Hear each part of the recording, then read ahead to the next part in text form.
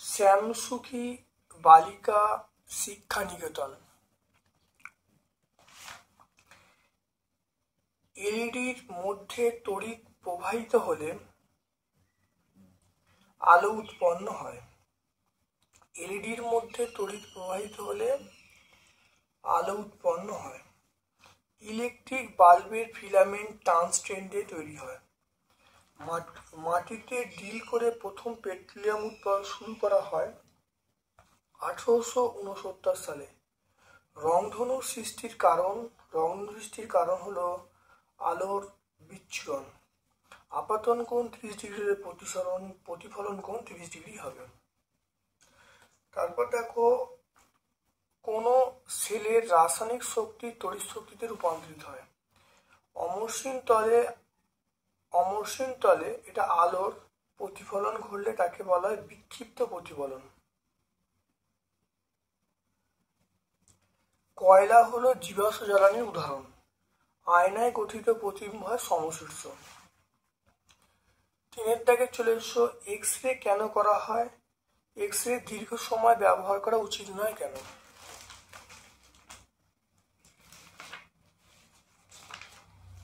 দেখে নাও।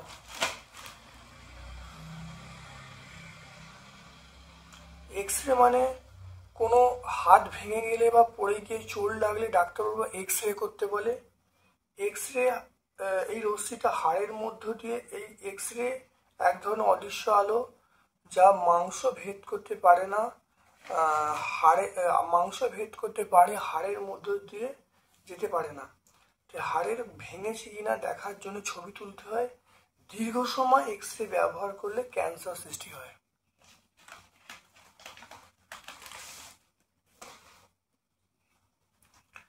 এরপরে চলে এসো, মুক্ত বর্তনী বদ্ধ বর্তনী কাকে বলে?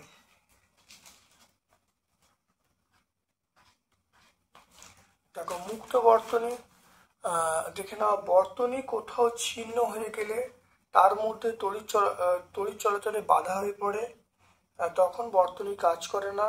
এই বর্তনীকে আমরা বলবো মুক্ত বর্তনী। যদি বর্তনী কোথাও ছিন্ন না থাকে, তখন তড়িৎ যায়, তখন তাকে বলবো বদ্ধ বর্তনী। এবং প্রাণীর দেহে কোন শক্তির পরিবর্তিত জমা থাকে? সৌরশক্তি। বায়ু শক্তি ব্যবহারের সুবিধা লিখতে বলছে। সুবিধা, বায়ু প্রবাহকে কাজে লাগিয়ে বিদ্যুৎ শক্তি উৎপন্ন করা হয়।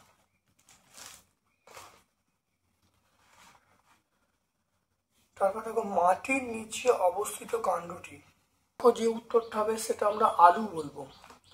বংশ বিস্তারকারী পাতা আমরা বলবো পাথরকুচি। যৌগিক পত্রে উদাহরণ। যৌগিক পত্র দেখো, তেঁতুল, গোলাপ, কৃষ্ণচূড়া, লজ্জাবতী।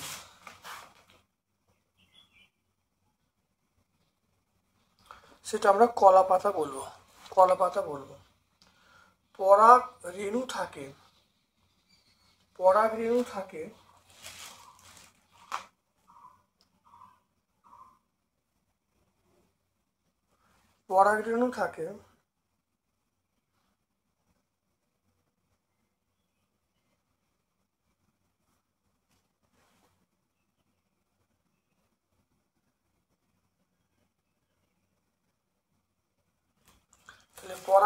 মধ্যে। পরাগরেণু থাকে পরাগধানীতে। ছোলা বীজ দ্বিবীজপত্রী উদ্ভিদ। সাপের তালুতে ড্যাশ অর্গান থাকে।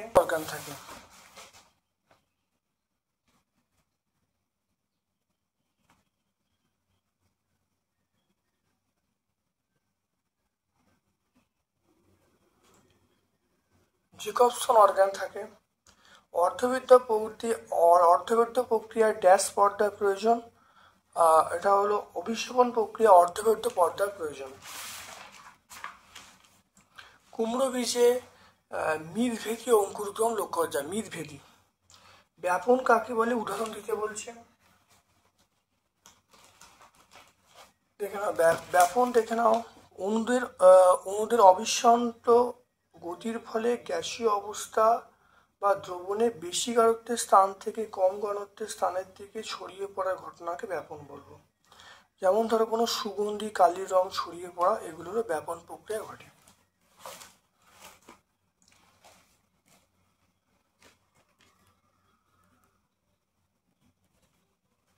আবহাওয়া এবং জলবায়ুর একটি পার্থক্য লিখতে বলছে, দুটো গ্রিন হাউস গ্যাসের নাম।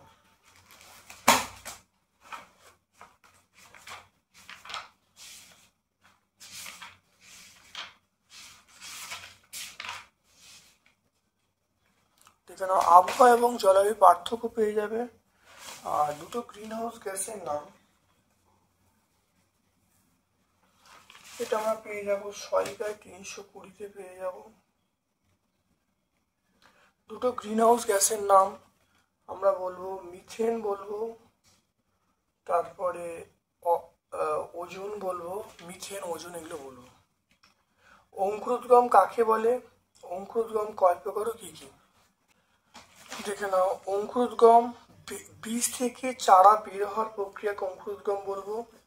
যেমন কুমড়ো, তেঁতুলের বীজ অঙ্কুরোদ্গমের সময় বীজপত্র ফাটিয়ে ওপরে উঠে আসে, একে বলা হয় মিড ভেরি অঙ্কুরোদ্গম। আর মোটা মটর, ছোলা, আম এগুলো বীজপত্রটা মাটি ছেড়ে উপরে উঠতে পারে না, এদেরকে আমরা বলবো মিড ভর্তি অঙ্কুরোদ্গম। দেখে নাও ভালো করে।